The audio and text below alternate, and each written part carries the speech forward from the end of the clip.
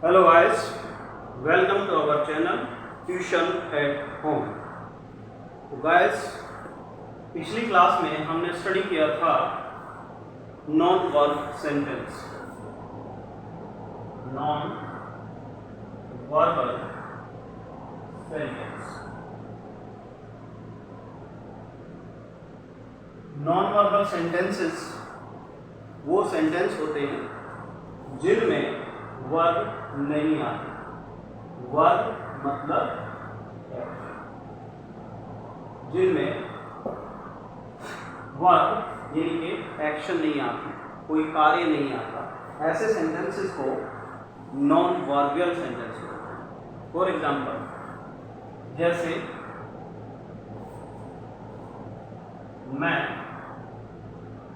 एक वकील हूँ।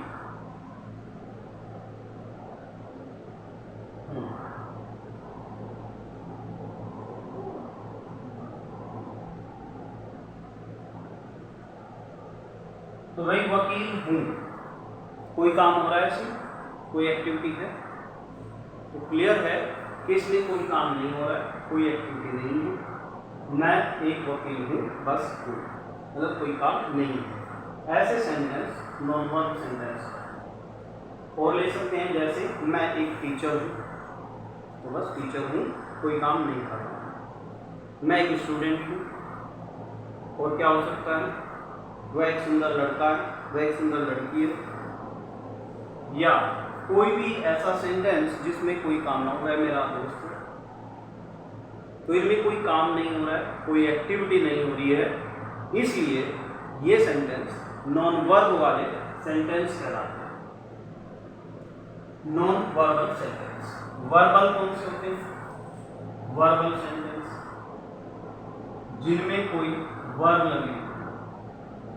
वर्बल सेंटेंस जिनमें कोई वर्ब लगे होती है। जैसे मैं खाना खाता हूँ,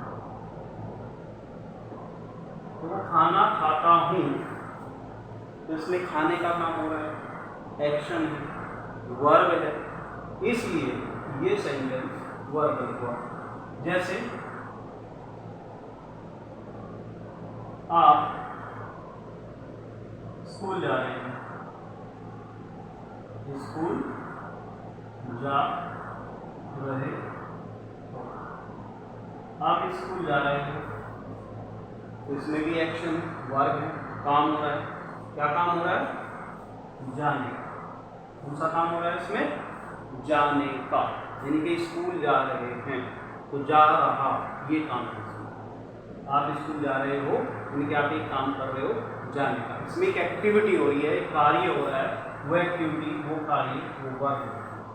जिस सेंटेंस में वर्ब होती है उसको वर्बल सेंटेंस बोलते हैं। तो मेन हम दो टाइप से कैटेगराइज करें सेंटेंस को वर्ब के बेस पे, एक वर्बल सेंटेंस और एक नॉन वर्बल सेंटेंस। अभी हम इसमें सबसे पहले नॉन वर्बल लेके चल रहे हैं, जो कि बिल्कुल सिंपल है, बिल्कुल इजी, जिनको आराम से स्पीकिंग में भी यूज़ किया जा सकता है, और बहुत बड़ा पार्ट इसका एक हमारी पूरी स्टडीज़ के दौरान काम आता है। तो सबसे पहले हम नॉन वर्बल की बात करेंगे। तो पिछली क्लास में हमने फॉर्मूला डिस्कस किया था। ऐसे सेंटेंस बनाने का तरीका होता है कि सबसे पहले एक सब्जेक्ट लगाएं, उसके साथ में कोई भी हेल्पिंग वर्ब आएगी। हेल्पिंग वर्ब पिछली क्लास में बता रखी है, उसे आप देख सकते हैं।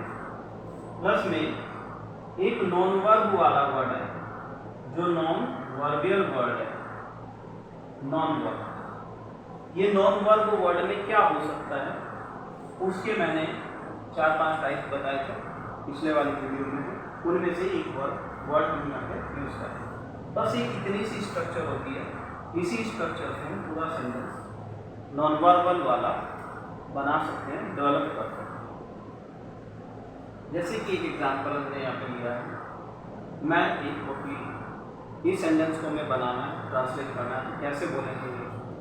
सबसे पहले सब्जेक्ट आता है, तो इस सेंटेंस में से सब्जेक्ट कौन सब्जेक्ट है? सबसे पहले देखते हैं सब्जेक्ट कौन होता है, जो काम को करता है या जिस आदमी के बारे में कोई बात हो रही है, उस वर्ड को, जिस वर्ड से वो इंडिकेट हो रहा है, सब्जेक्ट वर्ड। जैसे मैं, इसमें कौन है? मैं के बारे में बात कही जा रही है कि मैं कौन है?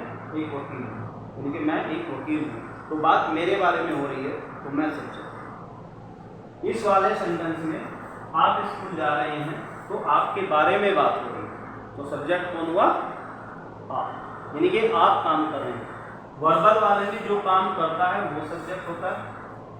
नॉन वर्बल वाले में जिसकी बात कही जाए, जिसकी विशेषता बताई जाए, जिसके बारे में कुछ भी बात हो रही हो, वो सब्जेक्ट होता है। तो हमें सबसे पहले ये पहचान करनी है कि सब्जेक्ट कौन होता है। हिंदी में इसको कर्ता बोलते हैं, यानी कि कर्ता जो काम करता है वही सब्जेक्ट है, या जिसके बारे में कोई बात हो रही हो वही सब्जेक्ट है। तो हमने सबसे पहचान लिया सबसे पहले कि मैं एक सब्जेक्ट है। उसके बाद मैं क्या हूँ? एक वकील।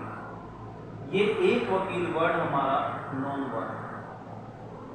वकील एक प्रोफेशन है, जिसके बारे में कल मैंने बताया था, प्रोफेशन भी हमारा नॉन वर्ड है। हूँ, कल मैंने बताया था इज, आर, एम, वाज, वर, उनके मीनिंग सही, ये सारे के सारे हमारे वर्ब, हेल्पिंग वर्ब वाले हैं। जब मैं टाइम के बारे में बताता हूँ, किस टाइम की बात है, जिनके मैं वकील अब हूँ, पता नहीं पहले था या नहीं था, आगे होऊंगा या नहीं होगा, तो हमें इसकी पहचान करनी है। हम इन्हें तीनों को छांट के इस सीक्वेंस में सजाना है और सेंटेंस तैयार। यानी कि सबसे पहले में क्या लगाना है? सब्जेक्ट। सब्जेक्ट कौन है इसमें? मैं तो इंग्लिश में क्या बोलते हैं? आई। सब्जेक्ट आ गया। उसके बाद किसका नंबर है? Helping verb. हेल्पिंग वर्ब कौन है? हूँ। क्या लिखेंगे? एम। उसके बाद किसका नंबर है? Non verb. नॉन वर्ब कौन है? एक वकील। क्या लिखेंगे? An advocate.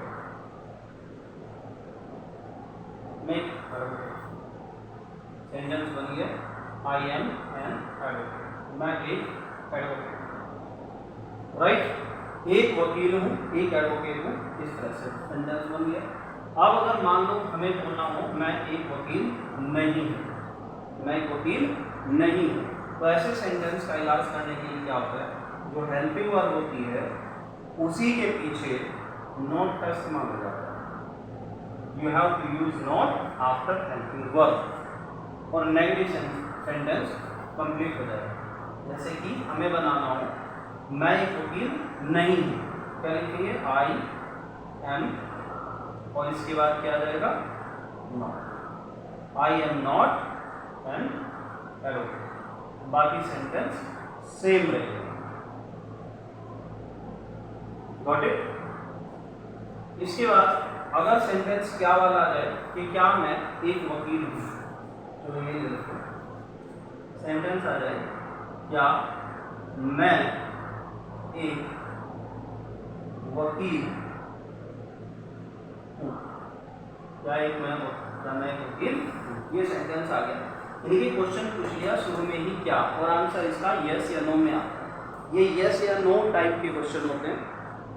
ऐसे क्वेश्चन की, ऐसे सेंटेंस की इंग्लिश बनाने के लिए इस क्या वर्ड की इंग्लिश यूज नहीं करते। अगर फर्स्ट लेटर की क्या हो तो हम क्या के लिए व्हाट का यूज नहीं करेंगे। इसका इलाज क्या है? इसका इलाज है कि हेल्पिंग वर्ब को उठाओ और सबसे शुरू में ले। तो जो क्या होता है, क्या वाले सेंटेंस बन जाते हैं केवल हेल्पिंग वर्ब को शुरू में ले, बाकी स्ट्रक्चर सेम टू सेम। क्या की इंग्लिश इसी में एडजस्ट हो जाता है।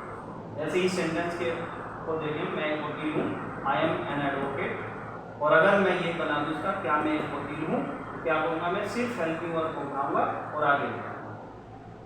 ओके, करते हैं। एम को आगे ले आइए, एम, उसके बाद नंबर आई का आएगा और बाकी एन एडवोकेट।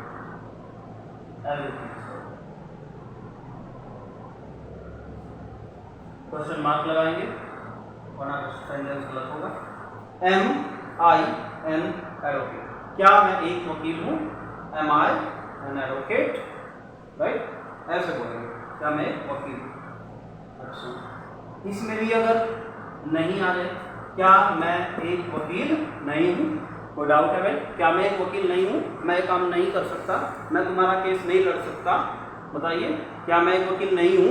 इस तरह का सेंटेंस जब आ जाए तो इसमें भी हम नॉट का यूज कर सकते हैं। कैसे? नॉट की जगह जहां की वहीं रहेगी, हेल्पिंग वर्ब आगे जानी है चली जाएगी, लेकिन नोट जहां लगना था वहीं लगा रहेगा, ना ये इधर जाएगा ना उधर जाएगा। यानी कि नोट का स्थान सब्जेक्ट और नॉन वर्ब के बीच में है। अगर हेल्पिंग वर्ब है तो उसके पीछे रहता है, अगर हेल्पिंग वर्ब आगे गई तो इनके बीच में ही नोट रह जाएगा। जैसे कि एम स्टार्टिंग में है तो एम यही रहेगा, आई यही रहेगा, अब नंबर आता है नोट, एम आई नॉट, और बाद में जो नॉन वर्ब है हमारा an advocate. Sentence, am I not an advocate, क्या मैं एक एडवोकेट नहीं हूं, राइट। अब सेंटेंस आता है WH टाइप वर्ड वाला। मान लो कोई सेंटेंस ऐसा आ जाए कि मैं एक वकील कैसे हूं या क्यों, कुछ भी आ जाए, तो मान लो वाई ले लेते हैं, मैं एक वकील क्यों, सेंटेंस आ जाए। और देखो जितने भी सेंटेंस ऐसे होंगे जिनमें WH टाइप वर्ड क्या को छोड़ के जो शुरू में आता है बीच में आ जाए, बीच में चाहे क्या भी आ जाए, क्यों आ जाए, कब, कैसे, कहाँ, किसने, किसको, किस लिए, कोई भी वर्ड आ जाए सेंटेंस के अंदर तो उसकी इंग्लिश सबसे शुरू में लगती है।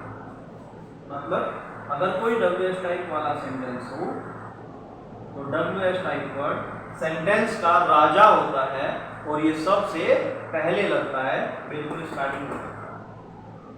और हेल्पिंग वर्ब इसकी वजीर होती है। हेल्पिंग वर्ब क्या होती है इसकी? वजीर।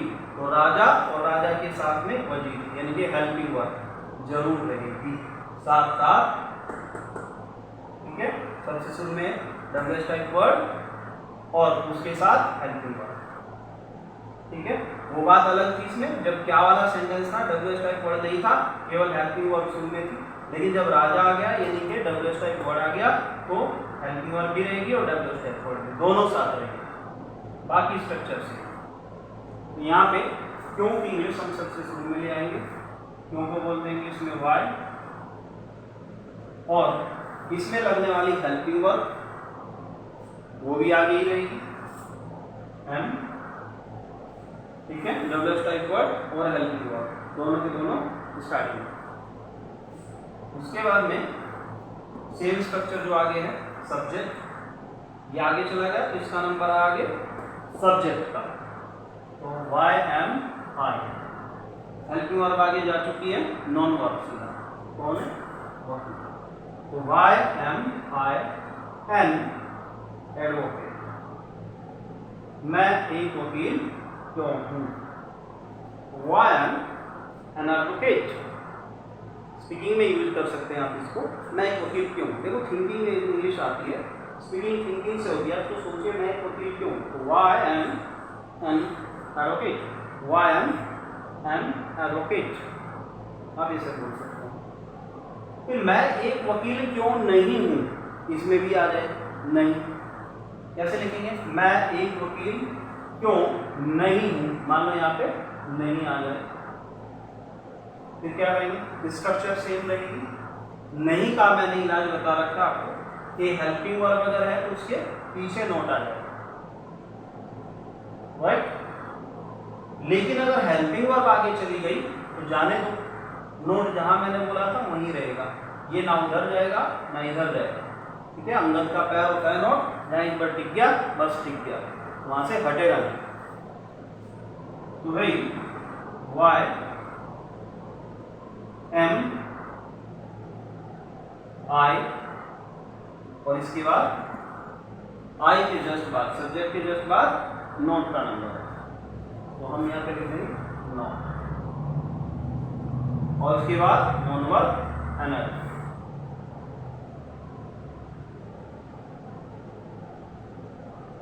ओके, तो why am I not an advocate? मैं एक वकील क्यों नहीं हूं? अब आप ध्यान देंगे, मैंने 6 सेंटेंस, एक सेंटेंस के, ये हिंदी का एक सेंटेंस था, मैं एक वकील हूँ, इसके मैंने 6 सेंटेंस आपको बताया। ऐसे ही हर सेंटेंस के 6 आप बना सकते हैं। तो कौन से 6 हैं? 6 को 6 बार रिवाइज कर लेते हैं एक बार। मैं एक वकील हूँ, आई एम एन एडवोकेट। मैं एक वकील नहीं हूँ, I am not an advocate. ये फर्स्ट हो गया, ये सेकंड। फिर क्या मैं एक वकील हूँ? तो एम आई एन एडवोकेट। क्या मैं एक वकील नहीं हूँ? Am I not an advocate. तो ये 4 और ये थर्ड और ये 4। इसके बाद में मैं एक वकील क्यों हूँ? Why am I an advocate. मैं एक वकील क्यों नहीं हूँ? तो why am I not an advocate. ये 5 और ये 6। इसी टाइप से आप एक एक सेंटेंस के 6 सेंटेंस बना के प्रैक्टिस कर सकते हैं और नॉन वर्ब सेंटेंस आपको आएगा। मैंने एक एग्जाम्पल लिया था, एक प्रोफेशन का, उसके बाद एक एग्जाम्पल और ले लेते हैं सेम टाइप से।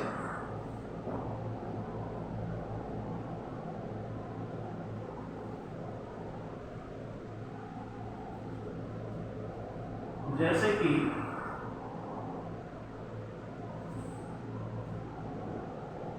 मैं, या कुछ और ले लेते हैं, मैं कह रहा हूँ कुछ ले लूँ, दरवेश टाइप बोल रहता है। और क्या वाला सेंटेंस आए तो हेल्पिंग वर्ब शुरू में रहेगी, रूल यही चलेगा। और नॉट अगर आएगा सेंटेंस का, उसकी पोजीशन ये। जैसे वे अच्छे बच्चे हैं।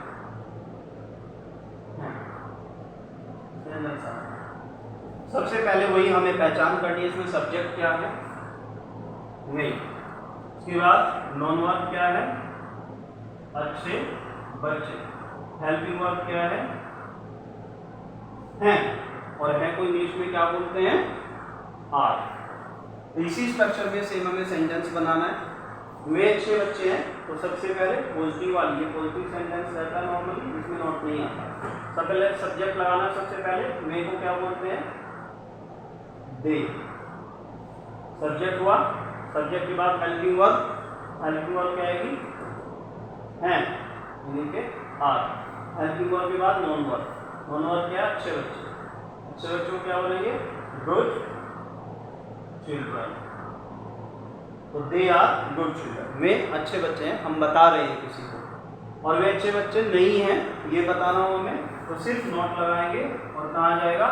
हेल्पिंग वर्ब के जस्ट पीछे, यानी कि they are not good children. बाकी सेंटेंस सेम रहेगा। क्या वे अच्छे बच्चे हैं? अगर क्या वाला सेंटेंस आ गया, क्या वे अच्छे बच्चे हैं, तो क्या का इलाज बताया था मैंने? हेल्पिंग वर्ब उठाओ, शुरू में ले आओ।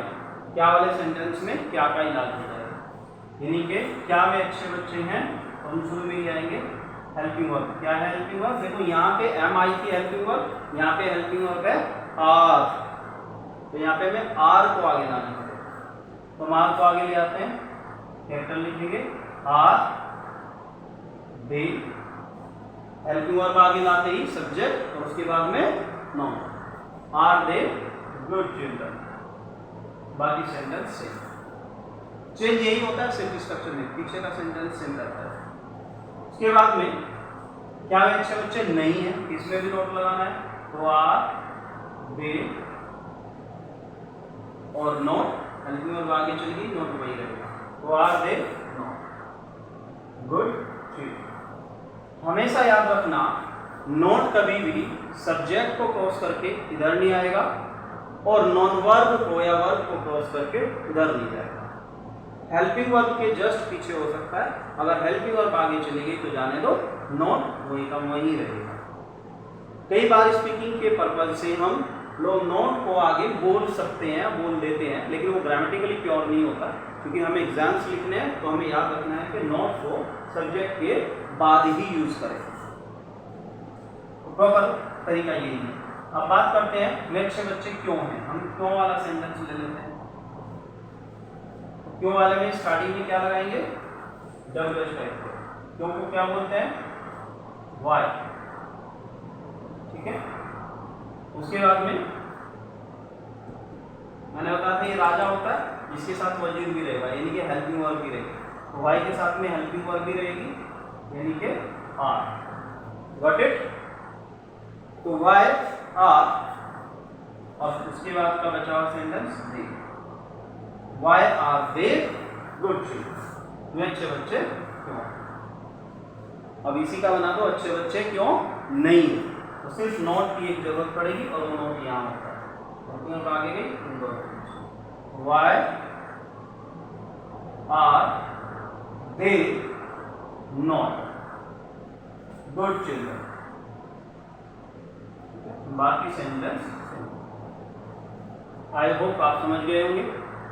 मैं अच्छे बच्चे हैं या कुछ भी लिख सकते हो, आप अच्छे बच्चे हो, यू आर गुड स्टूडेंट, या कुछ भी लिख सकते हो जो भी आपका प्रोफेशनल हो। जैसे मैं संदीप हूँ, बोल सकते हैं आई एम संदीप।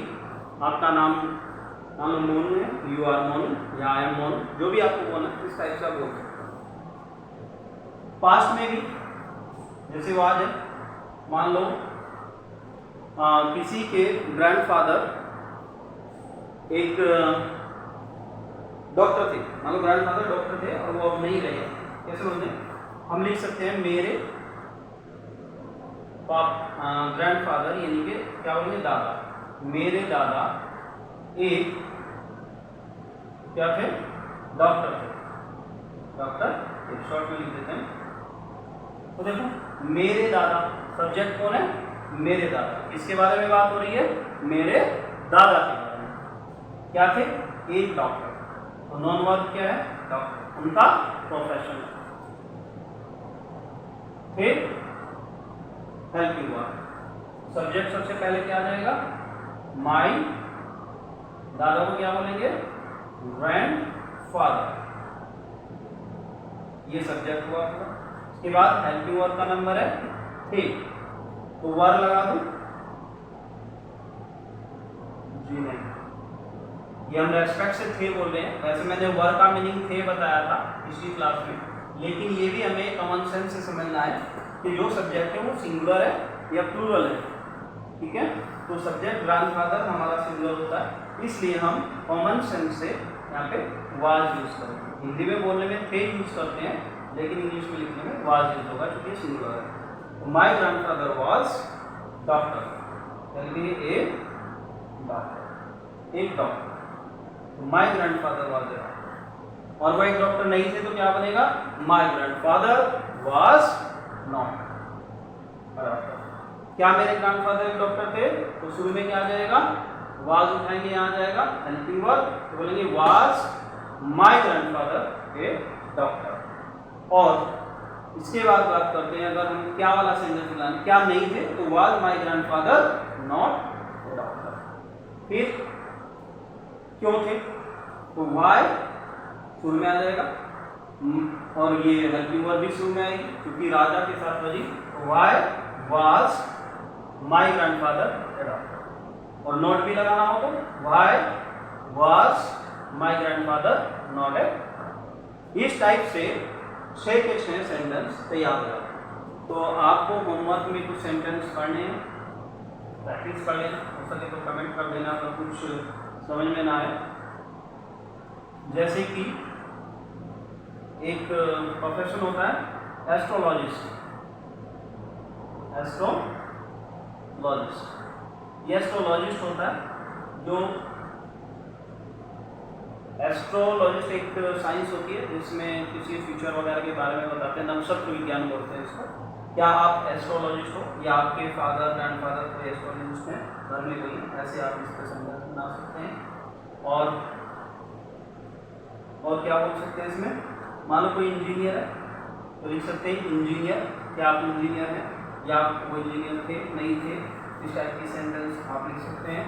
मान लो क्या तुम मेरे दोस्त हो, तो फ्रेंड के ऊपर बना सकते हैं आर यू माई फ्रेंड और नॉट, ये रिलेशन हो गया।